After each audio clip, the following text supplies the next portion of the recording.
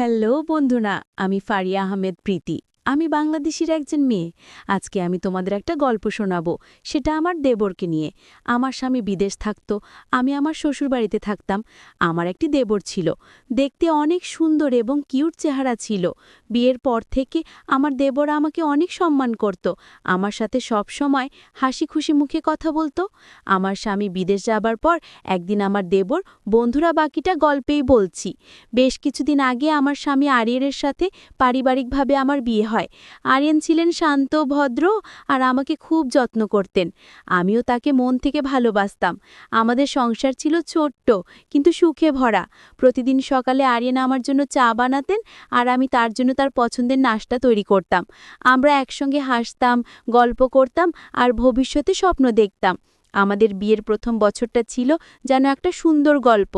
আরিয়ানের সাথে আমার প্রতিটি মুহূর্ত ছিল আনন্দে ভরা। আমরা একসঙ্গে বাজারে যেতাম, বন্ধুদের সাথে আড্ডা দিতাম আর কখনো কখনো শহরের বাইরে ছোট্ট ট্রিপে বেরিয়ে পড়তাম। আরিয়ানের একটা স্বপ্ন ছিল, একদিন আমাদের নিজেদের একটা ছোট্ট বাড়ি হবে, যেখানে আমরা আমাদের সুখের সংসার গড়ে তুলব। আমি তার স্বপ্নে বিশ্বাস করতাম, তার হাত ধরে সেই স্বপ্নের পথে হাঁটতাম। কিন্তু জীবন তো সবসময় একইভাবে চলে না। বিয়ের ১.৫ বছর পর আরিয়ানের কাছে একটা বড় সুযোগ এলো। বিদেশে একটা নামকরা কোম্পানিতে তাকে ৫ বছরের জন্য চাকরির প্রস্তাব দেওয়া হলো। বেতন ছিল খুব ভালো, আর এই চাকরি আমাদের ভবিষ্যতের জন্য অনেক কিছু বদলে দিতে পারত। আমি আরিয়ানকে বললাম, তুমি যাও, এটা তোমার স্বপ্ন পূরণের পথ, আমি এখানে ঠিক আছি। আরিয়ান প্রথমে রাজি ছিলেন না, কিন্তু আমার বোঝানোর পর তিনি রাজি হলেন। আরিয়ান বিদেশে চলে যাওয়ার আগের রাতে আমরা অনেকক্ষণ গল্প করলাম। তিনি আমার হাত ধরে বললেন, প্রীতি, আমি ফিরে এসে তোমার সাথে আরও সুন্দর জীবন গড়ব। তুমি আমার জন্য অপেক্ষা করবে না? আমি হেসে বললাম, তুমি সবসময় আমার মনে থাকবে। সেই রাতে আমরা একে অপরের সাথে অনেক কথা বললাম, অনেক স্বপ্নের কথা শেয়ার করলাম। পরদিন সকালে আরিয়ান বিমানবন্দরের উদ্দেশ্যে রওনা দিলেন।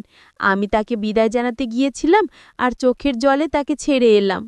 আরিয়ান চলে যাবার পর আমার জীবনটা একটু একটু করে বদলে যেতে লাগলো। আমি আমার শ্বশুরবাড়িতে থাকতাম, যেখানে আমার দেবর সিয়ামও থাকত। সিয়াম ছিল আরিয়ানের ছোট ভাই, খুবই মিশুক আর বন্ধুত্ব সুলভ। সে প্রায়ই আমার সাথে গল্প করত, আমাকে হাসাতো। আমি যখন একা বোধ করতাম তখন সে এসে বলতো, ভাবি, চলো না একটু বাইরে ঘুরে আসি। আমি প্রথমে তার সঙ্গে যেতে চাইতাম নাকি, কিন্তু তার আজর কাছে হার মেনে আমি রাজি হলাম। আমরা একসঙ্গে বাজারে যেতাম, কখনো কখনো কাছের কোনো রেস্টুরেন্টে খেতে যেতাম। সিয়ামের সাথে সময় কাটানো আমার কাছে ধীরে ধীরে স্বাভাবিক হয়ে উঠল। একদিন সন্ধ্যায় বাড়ির ছাদে বসে গল্প করছিলাম। সিয়াম বলে উঠল, ভাবি, তুমি জানো, তুমি খুবই হাসি খুশি মানুষ। আমি হেসে বললাম, হ্যাঁ, তো প্রশংসা কেন? সে মুচকি হেসে বলল, এমনি, তুমি হাসলে সবাই খুশি হয়। আমি তার কথায় একটু লজ্জা পেলাম, কিন্তু মনে মনে ভালো লাগলো। সিয়ামের এই ছোট ছোট কথা আমার একাকী জীবনে একটু আনন্দ যোগ করছিল। তখন আমি জানতাম না যে এই বন্ধুত্ব আমার জীবনকে কিভাবে প্রভাবিত করবে। সিয়ামের সাথে আমার বন্ধুত্ব দিন দিন আরও গভীর হচ্ছিল। আরিয়ান বিদেশে থাকায় আমার জীবনে একটা শূন্যতা তৈরি হয়েছিল, আর সিয়াম সেই শূন্যতা পূরণ করছিল তার হাসি খুশি স্বভাব আর সঙ্গ দিয়ে। আমি তাকে আমার ছোট ভাইয়ের মতো দেখতাম, তার সাথে কাটানোর সময় আমাকে সান্ত্বনা দিত। আমি নিজেকে বোঝাতাম, এটা শুধুই বন্ধুত্ব, একটা পরিবারের সদস্য হিসাবে তার যত্নশীল আচরণ। প্রতিদিন সন্ধ্যায় সিয়াম আমার সাথে সময় কাটাতো। আমরা একসঙ্গে রান্না করতাম, কখনো সিনেমা দেখতাম বা বাড়ির ছাদে বসে গল্প করতাম। তার গল্পগুলো এত মজার ছিল যে আমি হাসতে হাসতে পেটে খিল ধরে যেত। একদিন সে আমাকে বলল, ভাবি, তুমি জানো, তুমি হাসলে সবার মন ভালো হয়ে যায়।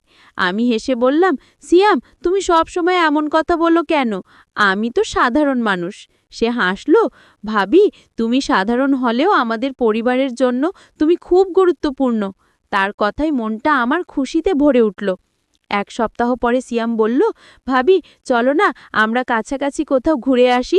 তুমি সারাক্ষণ বাড়িতে থাকো, একটু বাইরের হাওয়া লাগবে। আমি একটু দ্বিধায় পড়লাম। আরিয়ানের সাথে আমি অনেক ঘুরেছি, কিন্তু তার অনুপস্থিতিতে সিয়ামের সঙ্গে বাইরে যাওয়া কেমন যেন অস্বস্তিকর মনে হলো। কিন্তু সিয়ামের উৎসাহের কাছে হার মেনে আমি রাজি হলাম। আমরা কাছের একটা পার্কে গেলাম, যেখানে সবুজ গাছ আর ফুলের বাগান ছিল। পার্কে হাঁটতে হাঁটতে সিয়াম আমাকে তার শিশুকালের গল্প শোনালো।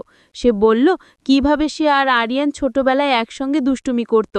আমি হাসতে হাসতে বললাম, তোমার ভাইয়ের মতো তুমিও দুষ্টু ছিলে, তাই না? সে হাসল, হয়তো একটু বেশি। আমরা একটা বেঞ্চে বসে আইসক্রিম খেলাম আর সূর্যাস্ত দেখলাম। সেই মুহূর্তে আমার মনটা হালকা হয়ে গেল। সিয়ামের সঙ্গ আমাকে সত্যি আনন্দ দিচ্ছিল। আরিয়ানের সাথে আমার ফোনে নিয়মিত কথা হতো, তবে তিনি তার কাজে ব্যস্ত থাকায় আমাদের কথা বলার সময় কমে গেছিল। আমি তাকে দিনের কথা বলতাম, কিন্তু সিয়ামের সাথে কাটানো সময়ের কথা বেশি উল্লেখ করতাম না। এগুলো আমার কাছে পরিবারের সাধারণ মুহূর্ত মনে হতো।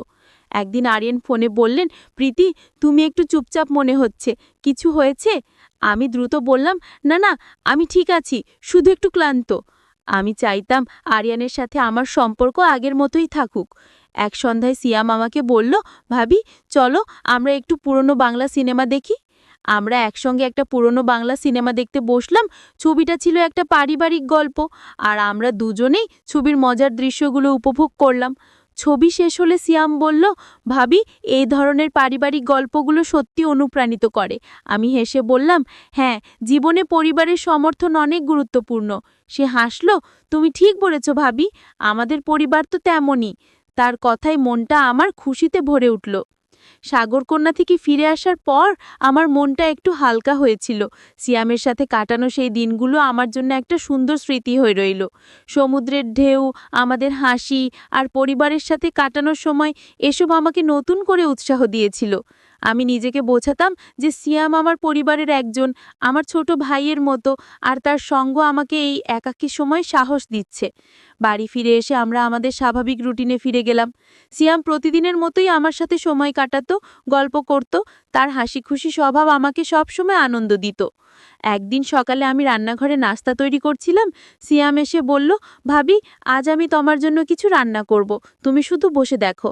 আমি হেসে বললাম, তুমি রান্না? ঠিক আছে, দেখি তোমার কত ক্ষমতা। সিয়াম সত্যি রান্নাঘরে ঢুকে পড়ল। সে প্যানকেক বানানোর চেষ্টা করল, কিন্তু ময়দার মিশ্রণটা একটু বেশি পাতলা হয়ে গেল। আমি হাসতে হাসতে বললাম, সিয়াম, এটা প্যানকেক না, স্যুপ হয়ে গেছে। সে লজ্জা পেয়ে হাসল আর বলল, ঠিক আছে ভাবি, তুমি আমাকে শিখিয়ে দাও। আমরা একসঙ্গে রান্নাঘরে হাসাহাসি করে প্যানকেক বানালাম। আর যখন কেক ওভেন থেকে বের হলো, তখন দেখলাম সেটা সত্যি সুন্দর হয়েছে। আমরা একসঙ্গে কেক কেটে খেলাম, আর সিয়াম বলল, এটা আমাদের প্রথম কেক ভাবি, এটা আমাদের পরিবারের জন্য একটা স্মৃতি। আমি তার দিকে তাকিয়ে হাসলাম। তার উৎসাহ আমাকে আনন্দ দিচ্ছিল। আরিয়ানের সাথে আমার ফোনে কথোপকথন কমে আসছিল। তিনি তার কাজে এত ব্যস্ত থাকতেন যে আমাদের কথা বলার সময় কমে গেছিল। আমি তাকে দিনের কথা বলতাম, তবে সিয়ামের সাথে কাটানো সময়ের কথা বেশি উল্লেখ করতাম না। আমি চাইতাম আমাদের কথোপকথন পরিবারের সাধারণ বিষয় নিয়েই হোক।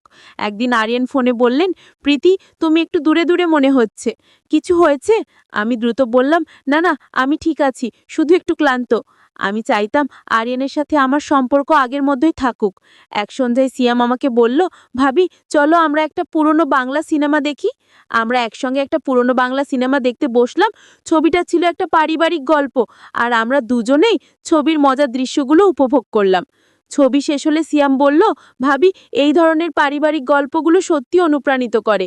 আমি হেসে বললাম, হ্যাঁ, জীবনে পরিবারের সমর্থন অনেক গুরুত্বপূর্ণ। সে হাসল, তুমি ঠিক বলেছ ভাবি, আমাদের পরিবার তো তেমনই। তার কথায় মনটা আমার খুশিতে ভরে উঠল।